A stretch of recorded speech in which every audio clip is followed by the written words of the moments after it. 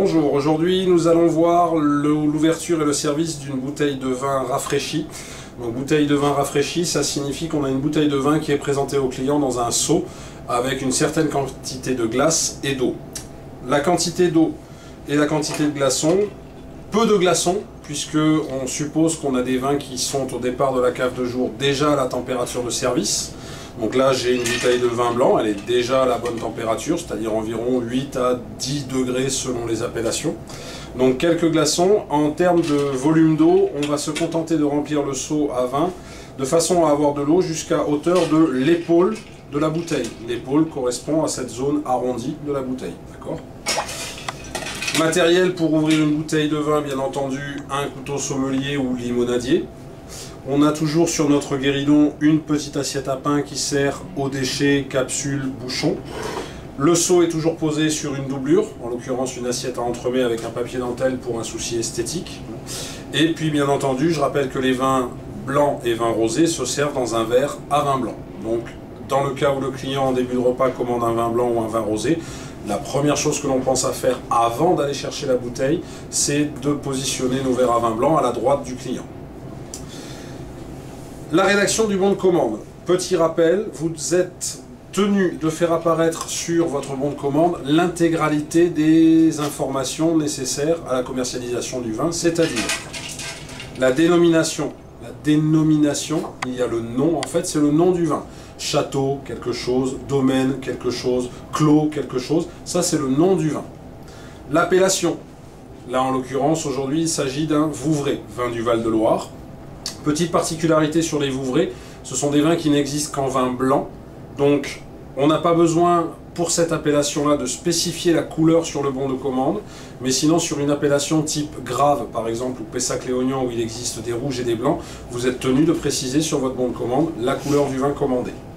Donc je reprends, la dénomination du vin, Clos de l'Épinay, domaine du Clos de l'Épinay, l'appellation Vouvray, le millésime, lorsqu'il est présent, puisque je vous rappelle que le millésime n'est pas une mention obligatoire sur une étiquette. Certains vins sont vendus non millésimés.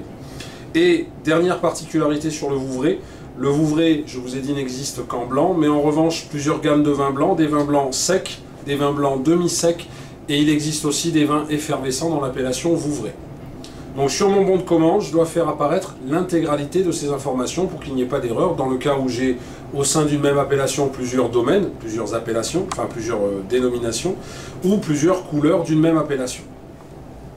Lorsque je vais chercher ma bouteille de vin à la cave, le sommelier ou le caviste, le responsable, me présente la bouteille déjà dans le seau avec la quantité d'eau, la quantité de glace, un litho spécifique puisqu'il va être très humidifié à force d'essuyer la bouteille à chaque fois qu'on en aura besoin, donc on n'utilise pas notre propre litho, le seau, l'assiette, la doublure, et je pars en salle, si possible, en ayant de l'allure et de la prestance, c'est-à-dire qu'il faudrait arriver à tenir votre seau sur sa doublure d'une seule main, plutôt que de le transporter comme ceci.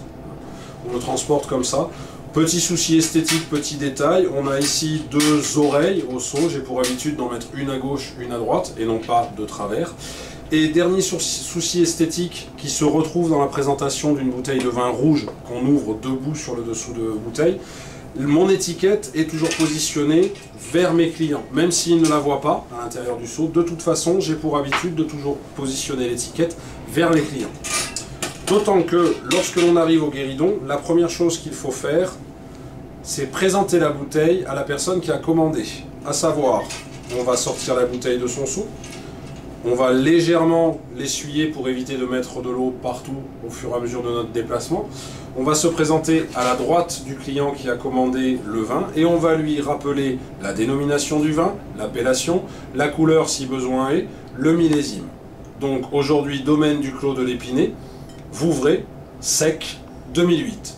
Pas de couleur puisque je répète, sur le Vouvray, il n'y a que du blanc.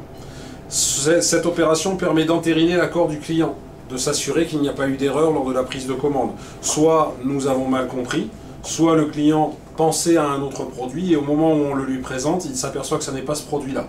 C'est à ça que servent ces opérations, donc il est indispensable de les faire.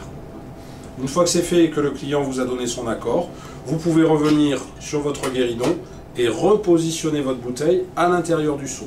Remettre votre litho de service ici par-dessus, et vous allez commencer à décapsuler votre bouteille. Pour décapsuler, deux méthodes.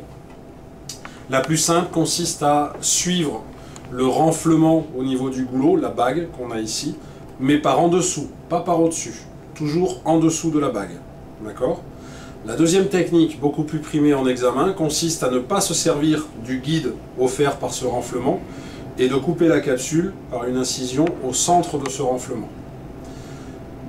Interdiction de tourner la bouteille, donc ça n'est pas ma bouteille qui va tourner, c'est moi avec un mouvement du poignet qui vais faire un premier passage devant, retourner la lame et un deuxième passage derrière. Donc la difficulté lorsqu'on ne se sert pas du guide du renflement, bien entendu, c'est de tomber sur le même endroit de l'attaque de votre coup de votre incision et arriver à quelque chose de régulier. On y va. Je prends avec mon pouce appui sur l'arrière de mon goulot de façon à avoir plus de force.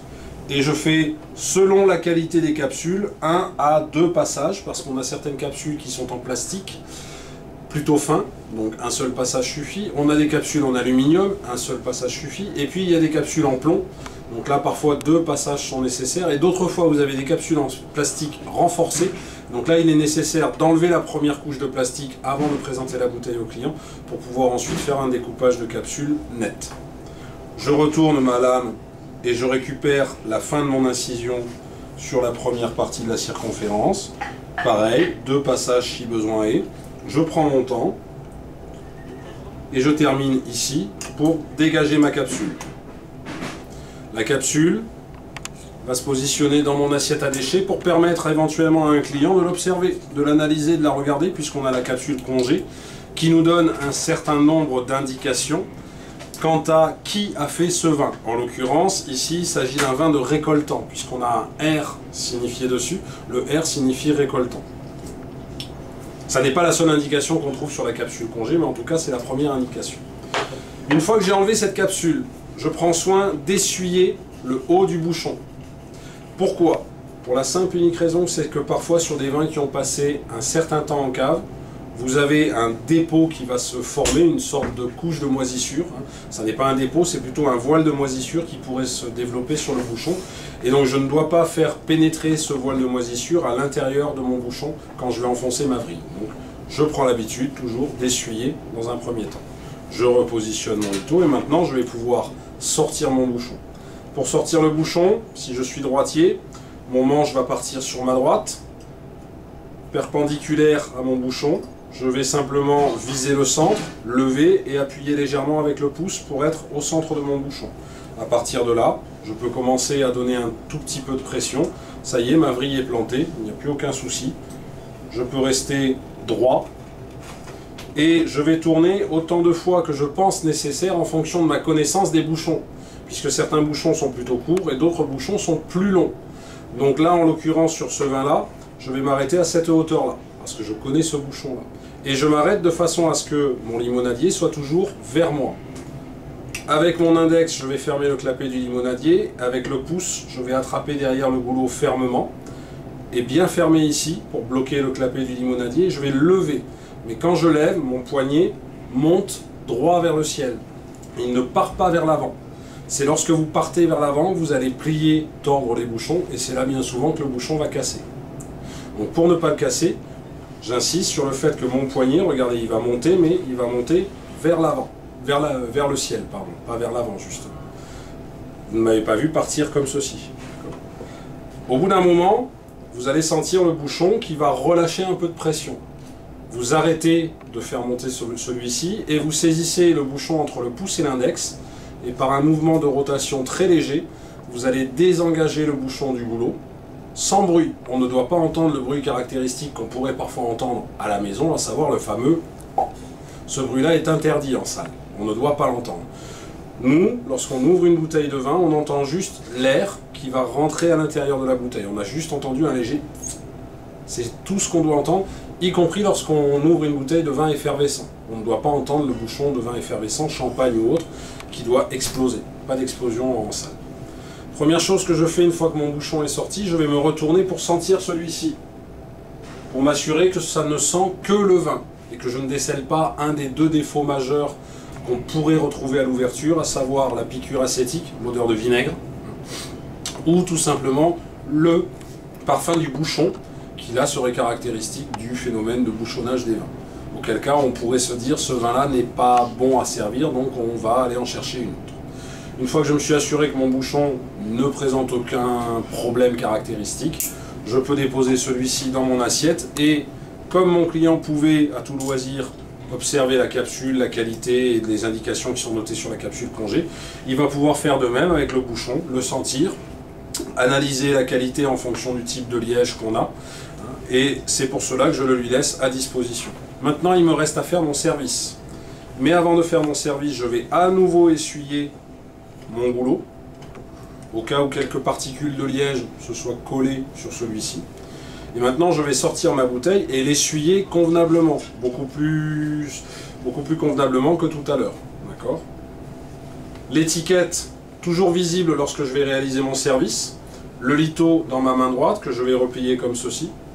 Je vais me positionner à droite de mon client et je vais lui servir quelques gouttes sans prendre appui, en faisant tourner d'un petit quart de tour ma bouteille pour éviter que la goutte ne tombe à côté du verre. Elle doit tomber dans le verre mais pas à côté.